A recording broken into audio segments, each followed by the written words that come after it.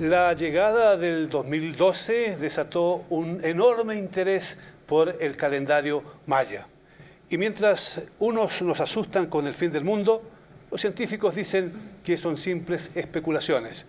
Bienvenidos a Claves, aquí en Ciudad de México, y con nosotros tenemos esta vez como comoderadora a nuestra colega de TVC, Joely Ramírez. Gonzalo, un placer estar aquí con ustedes y pues también con nuestros expertos para darnos diferentes visiones respecto al tema. Está con nosotros Ernesto Juárez Davis, ingeniero aeronáutico, bienvenido. Así es, yo soy ingeniero aeronáutico, soy astrónomo, soy divulgador de la ciencia, soy el asesor técnico en astronomía de Papalote Museo del Niño. Gracias. También nos acompaña el doctor Eric Velázquez. Sí, buenas tardes. Yo soy doctor en Historia del Arte. Originalmente soy historiador, especialista en la cultura maya, investigador del Instituto de Investigaciones Estéticas de la UNAM. Y Otto Wagner, periodista alemán. Bienvenido. Muchas gracias, muy buenas tardes. Yo soy el director de una revista comunitaria aquí en México que va dirigida a la comunidad de habla alemana. Nos amenazan que los jeroglíficos mayas predicen que el Sol recibirá un rayo desde el centro de la galaxia y a partir de ahí el apocalipsis estaría servido. ¿De dónde vienen esos miedos? Bueno, esos miedos vienen de una serie de libros de corte New Age que comenzaron a publicarse a mediados de los 70 y se siguen publicando y escribiendo. El primer autor fue un norteamericano llamado Frank Waters, que escribió en 1975 un bestseller. Él ya se había enterado que los arqueólogos descubrieron esa inscripción en Tortuguero, que mencionaba la completación de 13 bactunes en diciembre de 2012, y se le ocurrió asociarlo con las ideas del quinto sol de los mexicas y con las ideas también futuristas de los Hopis del suroeste de los Estados Unidos. Hizo una mezcolanza que no es válida en antropología, un salto mortal de una cultura a otra, y comenzó a generar la especulación de que, bueno, podía haber un gran cataclismo que diera origen a otra nueva creación en esa fecha, pero esto no es cierto.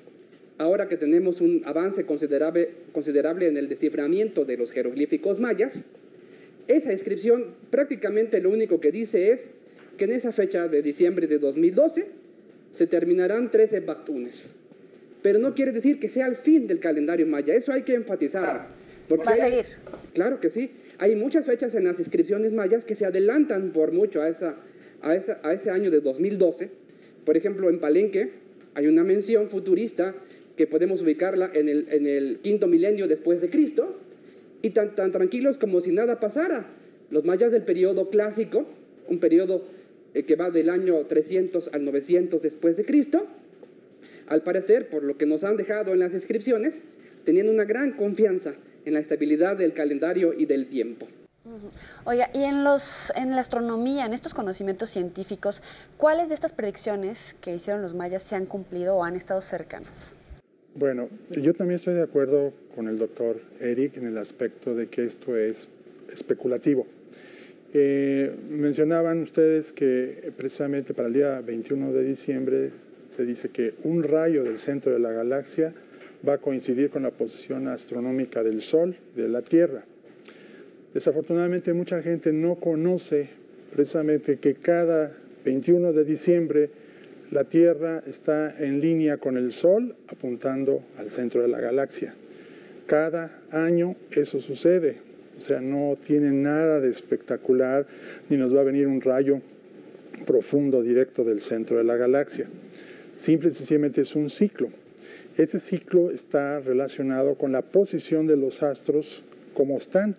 En el mes de diciembre siempre el Sol está ocultando la constelación de Sagitario porque queda directamente hacia el centro de la galaxia. Pero la Tierra tiene un movimiento que es el movimiento de precesión de los equinoccios. El eje de la Tierra está inclinado a 23 grados y medio y este movimiento, que dura 25.800 años, ha hecho que la bóveda celeste cambie. Si en esta época actual, donde estamos nosotros viviendo, coincide el Sol en Sagitario precisamente en la fecha del 21 de diciembre, si echáramos el motor atrás hacia el pasado, veríamos que el eje de la Tierra se movería a la época de los mayas.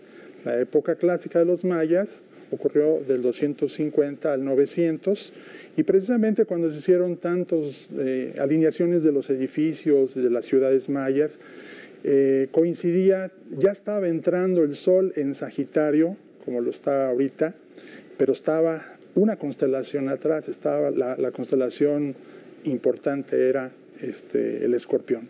Así es que siento yo que hay mucho desconocimiento de parte del público y de parte de mucha gente en el aspecto astronómico para animarse a decir que un rayo del centro de la galaxia nos va a venir a atacar. Esperemos que este programa sirva para aclarar eso, y por eso le damos las gracias a los invitados de gran calidad que tenemos en este programa de hoy. Y sin duda alguna no es un asunto que solo preocupa a los latinoamericanos, preocupa al mundo, porque muchas de las cosas que se vienen diciendo asustan a mucha gente, y yo quisiera saber, por ejemplo, cómo repercute todo este debate, todas estas especulaciones entre los europeos, que se dicen ser gente de cabeza muy fría. Bueno, tienen una gran tradición científica, ¿no? Una aproximación a la vida desde un punto de vista con la cabeza fría para tratar de entender las cosas. Por eso posiblemente es un tanto más sorprendente que cuando uno va, por ejemplo, en Alemania y revisa el Internet, se encuentre con pues toda una serie de páginas de Internet que ya tienen el título, Fin del Mundo, Maya 2012, y todas apuntan a esta fecha, ¿no? Pero es un buen título, no hay que negarlo. No, para llamar la atención y para luego tener algo de publicidad en estas páginas es muy bueno, ¿no? Pero cuando uno se mete a esas páginas, que todas, la mayoría tiene un contador, ¿no? Ya nos están contando los días, cuántos nos faltan. Se encuentra con toda una serie de afirmaciones que no se ponen en duda en ningún momento. Y se empiezan a mezclar muchas cosas, como Erika comentaba hace rato, ¿no? Y en una de estas páginas, pues muy curiosamente, pues se habla del calendario maya, y la imagen que tenemos ahí es la del calendario azteca, o mejor conocido como la piedra del sol, ¿no? Entonces, pues uno dice, bueno, ni siquiera tienen esto, ¿no? Por el otro lado, sí tenemos, vamos a decir, aproximaciones más serias, las interpretaciones que se le han dado a lo largo de las diferentes décadas, y para ver en realidad qué es lo que quiere decir y qué es lo que no quiere decir, ¿no? Porque pues la ciencia va avanzando lentamente y pues no se lanza afirmaciones. Pero en concreto tendríamos un interés popular atraído por estos titulares que especulan, y por otro lado sí hay un interés científico en este tema. Y claro, si yo fuera ahorita un científico, yo estaría feliz de que finalmente un tema que normalmente no es de gran interés público, ahora está en los titulares, ¿no? Tenemos otra conferencia en Berlín en mayo, la 6ª conferencia de la Asociación de Escépticos del Mundo, que también tienen una aproximación más científica y se quieren preguntar en esta conferencia, donde también van a abordar el tema del 2012 y el fin del mundo, el supuesto fin del mundo, preguntándose por qué en una sociedad de tanto conocimiento todavía prevalecen estas como miedos ancestrales de que uno cree que de pronto se va a acabar el mundo, ¿no? Oiga, pero también hay comunidades de europeos, principalmente italianos, pues ya en la zona sur del país, en Uxmal, que están haciendo comunidades autosustentables, científicos, intelectuales europeos, que vienen para recibir el fin del mundo y tratar de sobrevivirlo, ¿no? O sea, ya es una comunidad europea de intelectuales aquí. Sí, habría que esperar de veras de todo corazón que no se trate de una secta como la de Jim Jones, ¿no? Allá que en 1978 se suicidaron colectivamente allá en Guyana, cuando se llevó primero a la gente de Estados Unidos a vivir allá, a prometerles que ahí iban a sobrevivir al fin del mundo. Y cuando los empiezan a investigar de parte de los Estados Unidos, de papás preocupados de dónde quedaron sus hijos, induce de pronto a todos estos a suicidarse colectivamente, ¿no? No es el caso que tenemos ahorita, hasta donde yo sé, acá en la zona Puuca, ya en el pueblo de Xul. Pero es curioso con qué facilidad se pueden instalar en los países latinoamericanos este tipo de grupos de personas y con qué secretismo viven y trabajan al margen incluso de las leyes de los países. Es una cosa que habría también que investigar. Pero ¿cómo viven los mayas de hoy, los descendientes? Este debate, esta discusión, me imagino que a ellos les llega de alguna manera a todos también, ¿no? Usted viene recién llegando de una comunidad maya, ¿qué nos puede contar? Bueno, tuve el gusto de estar en todos los sitios arqueológicos, pues por un trabajo que estamos haciendo para el Domo Digital de Banamex de Papalote Museo del Niño, y me pude dar cuenta de que lo más fabuloso para la gente maya actual es el negocio de atraer a tantos turistas con este tema. O sea, ellos están felices ahorita de que muchos nos visiten de otras partes del mundo, de enseñarles los sitios arqueológicos, de hacer un poco de negocio con esto de sus antepasados, y creo que lo están disfrutando en ese aspecto. Y no están nada preocupados porque se vaya a acabar el mundo, por lo menos ellos están contentos de que están disfrutando. Claro, pues si no, ¿qué van a hacer con el dinero? Así es. Sobre todo. Eso es como yo percibo ahorita cómo están los nuevos mayas, que pues son yucatecos y están ahí en Quintana Roo. Sin embargo, se ha abierto una nueva cepa total de turismo para venir a esa zona, a conocer todas las inscripciones, toda la cultura, incluso la gente. ¿De dónde surgió esto? Realmente, interés de viajeros extranjeros, europeos o norteamericanos por la cultura maya comienza después de la independencia de México, cuando se termina la Nueva España y México abre sus puertas al mundo no español, ¿no? Pero en realidad tiene un poco antecedentes previos en la época de Rey Carlos III, en la época de la Ilustración, cuando el enfoque acerca de las antigüedades prehispánicas cambia. Primero de condenarlas como demoníacas a volverlas objeto de estudio académico o científico por los ilustrados. A las pocas décadas ocurre la independencia y comienzan a venir diferentes viajeros y expedicionarios muy importantes en el siglo XIX. Quizá el que más repercutió fue John Stephens, que en los años 30 del siglo XIX viajó por Centroamérica y Yucatán y Chiapas y dejó una narración muy sabrosa y muy rica que conocemos en español como Incidentes del viaje a Centroamérica, Chiapas y Yucatán, que se convirtió en un bestseller con unas ilustraciones extraordinarias. Se publicó en Europa y en Estados Unidos en el mismo siglo XIX, con muchas ediciones que se agotaban todo el tiempo, generando más y más el interés de los viajeros y de una nueva generación de estudiosos de la cultura maya en esos países. Y desde entonces, de manera ininterrumpida, podemos hablar de un interés por venir a conocer los sitios arqueológicos mayas, inclusive también por penetrar a las comunidades mayas modernas y adentrarse en sus usos y costumbres. Y bueno, en medida en que los estudios de los mayas se profesionalizaron en el siglo XX, donde la antropología, la arqueología y demás se convirtieron en disciplinas ya bien afianzadas, después comenzaron a llegar grandes proyectos arqueológicos o científicos pagados por diferentes universidades extranjeras, y ya posteriormente, cuando Guatemala o México u Honduras comenzaron a tener institutos de antropología, ¿no? Pues comenzaron a pagar también sus expediciones propias y sus investigaciones. Ya sabemos qué pasó con muchos de lo que habían hecho los mayas en el momento en que llegaron los españoles. También sabemos de cómo mucha de esta riqueza, de esta cultura, sobre todo esta importante riqueza de cara a lo que ellos habían investigado más allá de nuestro mundo, cómo también fue cómo el interés de los extranjeros, por decirlo de alguna manera, que llegaron hasta las zonas mayas, se fueron llevando todo lo que encontraron por el camino, y de hecho ya no hay grandes códices, por ejemplo, ya están en Europa y concretamente, por ejemplo, en Dresde. ¿Cómo llegó a Dresde ese códice maya, tan importante según se dice? Pues aparentemente fue un regalo a través de España que se le hizo, y de ahí pasó a Alemania, ¿no? Pero la verdad, la historia verdadera, el detalle, es así, no sé si aquí, Eric o...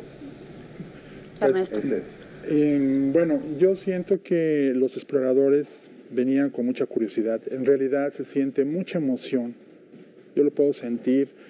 Estuve en las noches trabajando, tomando fotografía celeste de los cuerpos celestes en las zonas mayas. Y es una sensación muy especial. El estar ahí simple y sencillamente es mágico. Y esto ha traído a través de la historia a grandes exploradores, a grandes historiadores y ahora arqueólogos a estudiar esta civilización. Podemos pensar que esos códices que pues ahora están en distintas partes del mundo, de alguna manera fueron trasladados allá por aquellos primeros exploradores. De hecho, ustedes recordarán que hubo una época en que en México no se tenía un control de la arqueología, de las piezas arqueológicas, y había un negocio que muchos extranjeros tienen en colecciones fuera de aquí del país. Y obviamente ahora resulta muy difícil poder recuperar ese tesoro, ¿no? Ese tesoro de la nación. En junio viene un evento astronómico que seguramente va a atraer la atención a México. Así es. Se trata del último tránsito del planeta Venus frente al disco del Sol. Este es un evento que vamos a tener visible aquí en la Ciudad de México si el clima nos lo permite. Y el planeta Venus se va a atravesar frente al disco del Sol. Los tránsitos de Venus son muy escasos, son muy raros. Ocurren en pares de 8 años. El anterior tránsito fue en el año 2004, ahora es el 2012. Y si no lo vemos en el 2012, el próximo tránsito ocurrirá en el año 2117 y 2125. Hay que esperar 105 años. Hay que aprovechar. Obviamente, siento yo que los mayas conocían perfectamente los movimientos del planeta Venus. De hecho, su calendario, la cuenta pequeña, que se llama la cuenta de los días, que es el calendario Solquín, que tiene una duración de 260 días, está relacionado directamente con el ciclo de Venus. Venus, al estar más cerca al Sol, es un planeta interior, solo podemos verlo o en el amanecer, antes de que salga el Sol, o en el atardecer, después de que el Sol se oculta. Nunca vamos a ver este planeta ni Mercurio a medianoche. Y los mayas podían observar perfectamente la salida de Venus en el atardecer y todo el ciclo. Ese ciclo duraba 260 días más o menos y volvía a estar en conjunción con el Sol, o sea, junto al Sol. Cuando está junto al Sol no lo podemos ver. Luego cambia de turno el planeta y aparece en el amanecer. Ahora, otros 260 días está como estrella matutina. Y este ciclo completo se llama periodo sinódico de Venus, es un periodo de 584 días. Si los mayas no predijeron el fin del mundo, como afirman los científicos, ¿qué predijeron? Es cierto que ellos plantean que se trata de un momento de cambio, un momento de transformación, y que marchamos hacia un mundo mejor, a un mundo espiritual. ¿Ese es un mensaje que se puede recoger de sus escritos o jeroglíficos? Pues yo creo que cuando hablamos de un calendario, vamos a pensar primero en el calendario que tenemos nosotros. Nosotros tenemos un calendario que empieza con un mes, con el primer día de este mes, llega al último día de este mes, y después del último día de este mes tenemos el primer día del siguiente mes. Se acaba este año, llegamos al 31 de diciembre del 2012, y el siguiente día es el 1 de enero del 2013. Nosotros también tenemos ciclos, pero los calendarios como tales no se acaban. No es de que uno pueda decir, en esta fecha se acaba el mundo, o se acaba la época, viene otra. Como decía Erika hace rato, hay varias cuentas largas, unas que van hasta el año 144.000, a partir de 3.117 antes de Cristo, nos vamos muy lejos, ¿no? Tenemos otra estela, también muy famosa, también que ha sido estudiada en los últimos años, que está en la zona arqueológica de Izapa, en el Soconusco, al sur de Chiapas. Y ahí la estela número 5 también ha sido tomada por toda esta gente que le busca una fecha exacta de decir aquí se va a acabar el mundo, porque no sigue, según esto, ha sido estudiada, etcétera. Para la gente interesada y que no puede ir hasta allá, la puede visitar. Copias de estas estelas están en la estación de Bellas Artes del metro, aquí en la Ciudad de México. Entonces, pero las investigaciones han llevado de que la última inscripción que se tiene en esta zona arqueológica es de más o menos el año 50 después de Cristo. También se ha estudiado y visto, y se puede asegurar con bastante certeza, de que esta zona arqueológica, muy grande, fue abandonada para el año 100 después de Cristo. Coincidentemente tenemos un volcán cerca de la zona arqueológica de Izapa que se llama Tacaná. Pero en concreto, vamos, si no vamos al fin del mundo, vamos a una nueva etapa. Esa es una etapa en la cual los mayas no definieron, según lo que usted nos dijo, doctor. Pero se dice que sí, que pasamos a una nueva etapa más espiritual, que los hombres van a encontrar una relación más directa con su espíritu. Bueno, qué bueno que pregunta esto, porque esa es la otra versión de lo que supuestamente dijeron los mayas. Una versión es la catastrofista, que todo se va a acabar y que vamos a reventar ese día. Y la otra es la optimista, de que este rayo sincronizador del centro de la galaxia va a cambiar nuestros genes y vamos a ser hermanos todos y se van a acabar nuestras diferencias. Ninguna de las dos cosas dijeron los mayas, ¿sí? Nuestra idea o nuestra necesidad de creer en fechas apocalípticas, ¿sí? O en grandes transformaciones, pues es algo que nos viene en realidad de la concepción religiosa judio-cristiana.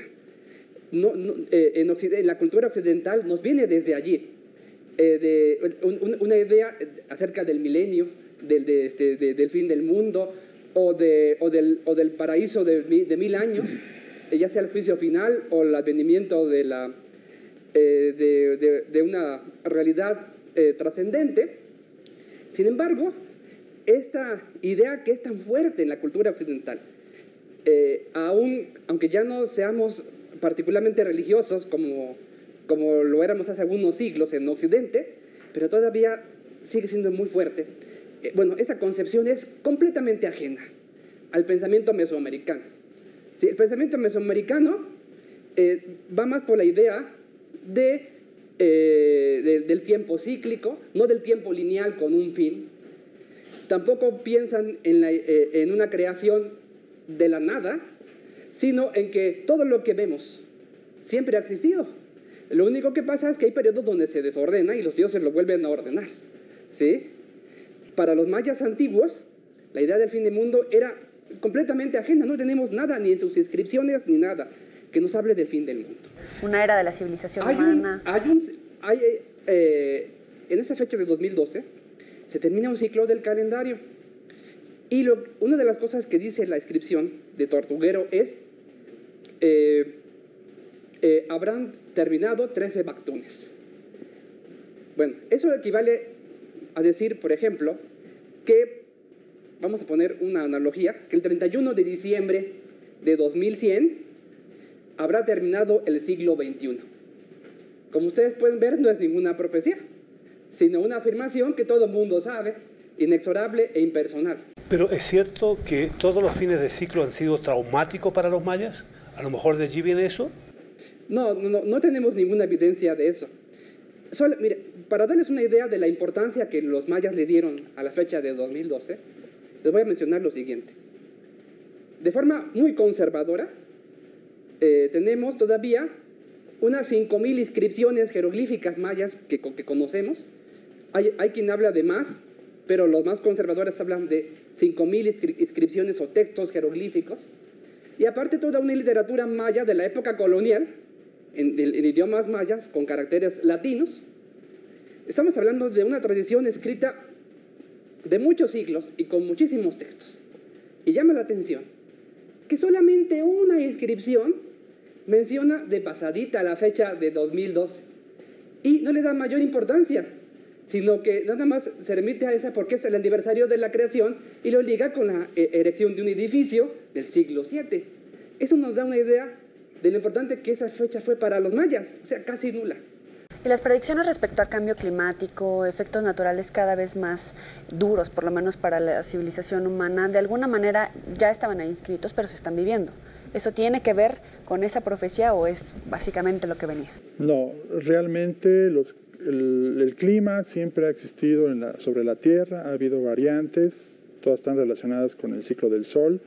Hay ocasiones en que la atmósfera se activa y tenemos muchos huracanes, los sismos es el mismo movimiento de la Tierra. Realmente la cosmovisión de los mayas era precisamente pensar que todo era cíclico, que todo se repetía. Su calendario estaba formado por 3 tipos de cuentas, que era la cuenta de los días, de 260 días, relacionada directamente con Venus. Luego estaba el calendario Hab, que va relacionado directamente con el ciclo del Sol. El tiempo que tarda el Sol en recorrer por todo el horizonte dura 365 días. Este calendario, el Hab, estaba dividido en 18 meses de 20 días y nos da 360 días. Los últimos 5 días para ajustar este calendario los llamaban Guayeb y eran nefastos, eran vacacionales, también los ponían en los escritos cronológicos. Y luego estaba la cuenta larga. La cuenta larga, como lo mencionó Eric, era la parte, es un sistema vigesimal que hacía una relación entre los eventos del calendario Solquín con el calendario Hab. Y en la cuenta larga, la unidad básica de los mayas era el kin, es el día solar. Un kin es igual a un día. Luego está el winal. El winal son 20 días o 20 kins que hacen un mes maya. Luego, después del kin, sigue el tun. Estamos hablando de 18 por 20, que son 360 días, más obviamente el guayeb. El tun equivalía al año maya. Luego del tun está el catún, que equivale a 20 años mayas. Y luego está el bactún. El bactún es igual a 20 catunes, que son 144.000. Creo que es un calendario bastante complicado este que hemos tenido. Es complejo, sí. Es complejo. Y eso quizás es lo que facilita las especulaciones. Por ejemplo, los mayas realmente profetizaron algo, realmente en el Popol Vuh, libro sagrado de los mayas, se habla que los dioses estaban creando 3 universos fallidos y el cuarto es el mundo actual donde vivimos. Este mundo, supuestamente, dicen los expertos, que inició en la fecha maya 4 Ajau, 8 con Mu. 8 con Q, y esto equivale al 13 de agosto del año 3114. Como un Bactún es igual a casi 400 años, 13 Bactún son 5.125 años, y eso es lo que va a terminar ahorita. Va a terminar un ciclo. Pero hay que decir que al siguiente día sigue el Bactún número 14.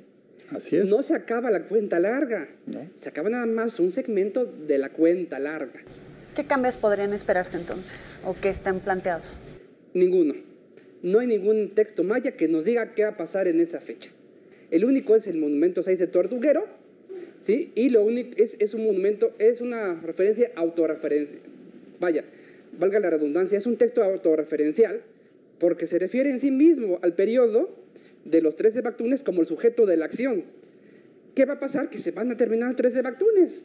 ¿Qué va a pasar el 31 de diciembre de 2100? Que se va a acabar el siglo XXI. No es ninguna profecía. Y que las agencias de viajes pues van a tener muchos ingresos.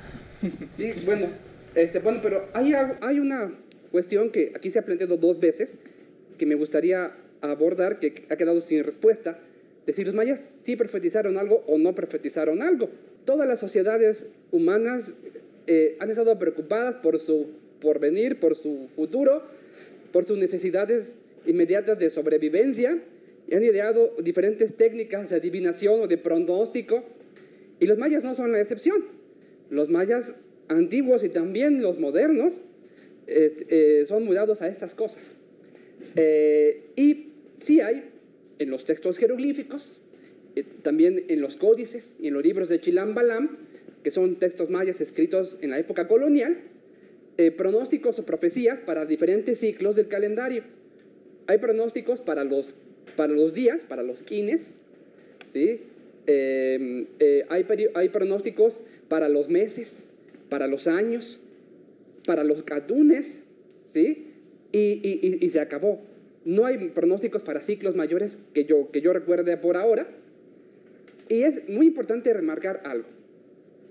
Los mayas eran una sociedad que vivía básicamente de la agricultura, luchando siempre contra el bosque tropical, ¿sí? Ellos estaban muy interesados en su propio porvenir. Las preguntas que ellos le hacían al futuro y a los dioses era de lo que a ellos les iba a pasar. Las profecías mayas son, por ejemplo, en el día 3 Ep habrá sequía, o el año 3 Muluk, ¿no? El año 3 Muluk será bueno para las cosechas, habrá lluvias, ¿no? Las preguntas que ellos le hacían al futuro, o lo que estaban interesados en saber del futuro, tenía que ver con su propia sobrevivencia como sociedad. Ellos jamás estaban pensando en nosotros, nunca.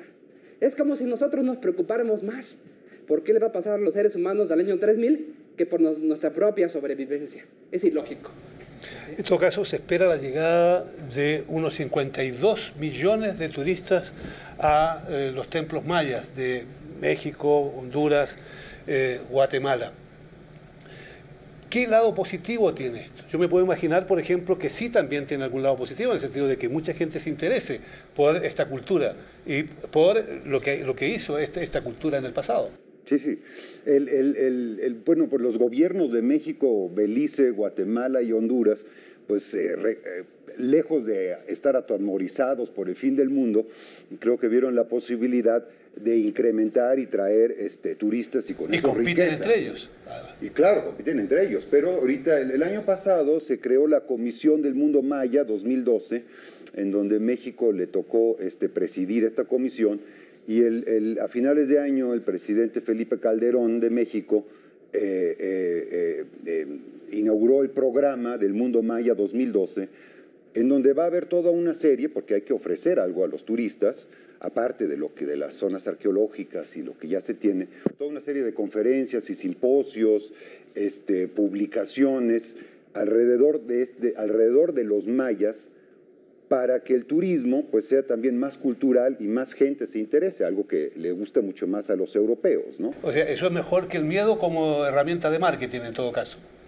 Bueno, uno podría retroceder 12 años a principios del año 1999, no sé si ustedes se acuerden, cuando estaba todo este miedo de qué iba a pasar con el Y2K. Cuando llegue el año 2000, todas las computadoras van a dejar de funcionar porque pues no estaban programadas y bueno, todo este cuento, ¿no?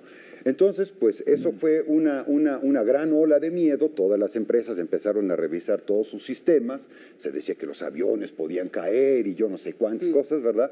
Y eso pues fue un empuje tremendo para la industria de la informática. Llegó el año 2000 y no pasó nada. Pero sí se está lucrando con el miedo, con la duda, o sea, hay películas, libros, el tour. Sí, es una empresa, es un negocio, hay que entenderlo. Y bueno, ahora estamos en el mes de febrero. Conforme vayan transcurriendo los meses de este año, va a ir creciendo la producción de ideas contemporáneas, New Age, sobre este tema, porque es bastante rentable en términos económicos. Y cuando lleguemos a la fecha y no ocurra nada, entonces van a buscar las profecías aztecas, ¿no? Porque siempre es un negocio. Claro. A mí me preocupa mucho esta situación porque verdaderamente la gente está asustada. Y toda la serie de series televisivas que proyectan, por ejemplo, en el History Channel, en el Discovery, en el National, donde hablan de la Tierra sin humanos, de obviamente las profecías o la apocalipsis maya, o otros temas, están asustando muchísimo a la gente y obviamente a los niños. Y siento yo que una vida, cuando uno tiene temores, es algo que ya no es vida, es algo muy importante. Siento yo también, y lo veo a través, porque trabajo con las escuelas, llevando educación a las escuelas en el área de astronomía, veo que muchos niños están preocupados por esto. Se va a acabar el mundo. ¿Qué les dice usted a esos niños? Pues obviamente tratamos de explicarles que el calendario maya, simple y sencillamente, era un calendario como el que tenemos nosotros, que medía el paso del tiempo y que después de ese paso del tiempo seguía otro calendario, que no hay un fin del mundo más que cuando uno muere. Y obviamente siento yo que muchos fanáticos, al estar con esto del fin del mundo, pues pueden llegar hasta ocasionar algo terrible en algún país. Ya lo vemos en Estados Unidos con lo de las Torres Gemelas. O sea, esto mismo es un miedo que genera que fanáticos puedan causar algo verdaderamente para esas Bueno, fechas. hasta la NASA está habilitando una página pues para dar respuesta a todas estas dudas, a esta inquietud, ¿no?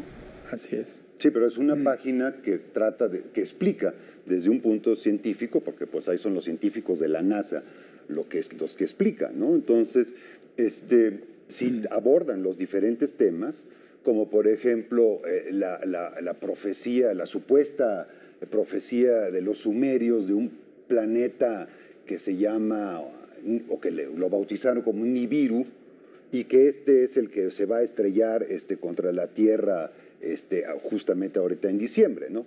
La NASA, pues que tiene suficientes satélites y que mide todo lo que se mueve alrededor de la Tierra, pues categóricamente afirma que aquí no hay ningún asteroide, no hay ningún planeta, no hay nada que se vaya a estrellar ahorita, y para las próximas previsibles décadas que se le acerque a la Tierra. O sea, no va a haber nada por el estilo. En todo caso, estamos viviendo un momento ideal para historiadores y para astrónomos, porque están colocados ustedes ahora en el centro de la atención. Me imagino que debe ser una situación privilegiada, por ejemplo, sobre todo para los astrónomos, que pueden observar con mayor interés o con mayor dedicación lo que otros no vemos, y segundo, poder entregar respuestas a esos miedos. Yo creo que es algo hermoso el poderse dedicar a lo que uno más ama. Y siento yo que hay una compatibilidad entre la arqueología, la astronomía, entre varias de las ciencias que lo hacen a uno ver la importancia de la educación que necesitamos todo el pueblo mexicano, y no nada más el pueblo mexicano, muchos países aún vivimos muy alejados de la realidad. Y si los mayas tenían una cosmovisión en pensar en que el cielo estaba dividido en 13 capas, en que ellos vivían en la tierra, donde la tierra era un cocodrilo y las montañas, la espalda del cocodrilo eran esas montañas, y que había un inframundo, y tenían necesidad de explicar esa religión, y veían los astros y trataban de explicar ese movimiento maravilloso que tienen los astros. Yo creo que todavía tenemos mucho por recorrer para poder educar correctamente a un país, ¿no? Definitivamente, y también por el lado de la historia, y es un nuevo planteamiento en que incluso hasta les dan recursos, ¿no? O sea, también es bueno para ustedes. Bueno, es lo que yo esperaría, que nos dieran recursos, pero lamentablemente no ha sido así. Más los recursos que existen quizás van enfocados hacia la atracción del turismo, a los sitios arqueológicos, pero no tanto hacia la investigación. Y ayer platicaba con una reportera sobre algo muy triste, que cuando nos invitan a los especialistas en la cultura maya, los historiadores, arqueólogos y demás, a los medios de comunicación, lo primero que nos preguntan es sobre este tema del 2012. Entonces explicamos que no va a pasar nada y demás, y que no se va a acabar el mundo, que eso es algo completamente ajeno a los mayas, y nos dicen muchas gracias por todo, puede irse. Y no hay ningún otro interés por conocer la cultura maya, que en sí misma es interesante y que no necesita de esos mitos postmodernos o New Age para ser interesante. Claro. Y perdemos la oportunidad de difundir realmente nuestro trabajo científico en los medios, porque no nos preguntan eso. Cuando acabamos de hablar del 2012 ya pueden irse, se acabó la entrevista. ¿Se va a devaluar todo el concepto y toda la cosmogonía maya a raíz de que no se acabe el mundo? ¿De alguna manera habrá dudas después de todo este reconocimiento que existe a esa cultura? Bueno, Pues es que los mayas jamás hablaron de eso, ¿sí? Ese es el punto, que están calumniados, ¿sí? Es una calumnia mundial y global hacia los mayas. Les están inventando cosas que jamás dijeron. ¿Y qué se puede hacer para que la gente comprenda que las cosas son diferentes, aparte de participar en un programa como este?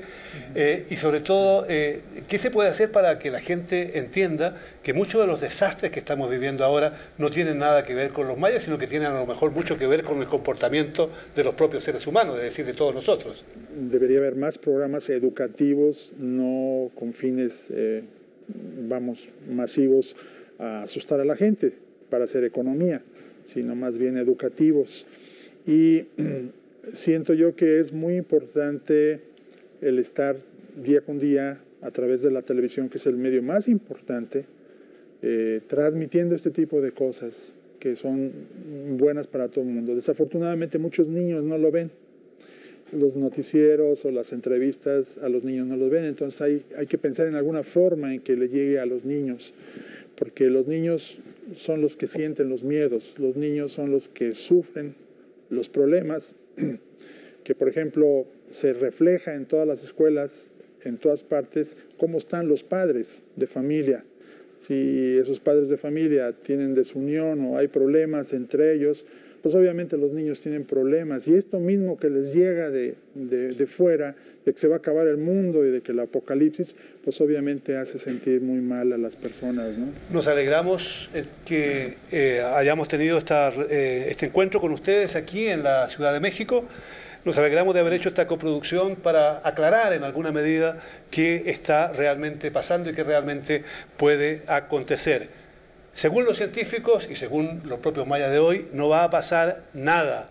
Lo que va a ocurrir es que va a cambiar una hoja del calendario. Y a lo mejor tienen razón aquellos que dicen que pasemos a un mundo mejor, pero eso no depende de los mayas, depende de cada uno de nosotros.